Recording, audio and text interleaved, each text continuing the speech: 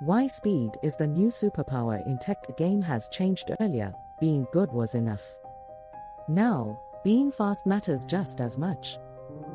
What speed really means: not rushing, but learning faster, building faster, and acting faster. Why speed matters now. With AI tools, developers can generate code instantly, test quickly, deploy faster. The gap between idea and execution is shrinking. The new competition is not just who is better, it's who can execute faster. Real-world impact: someone who builds in 1 week beats someone who plans for 1 month.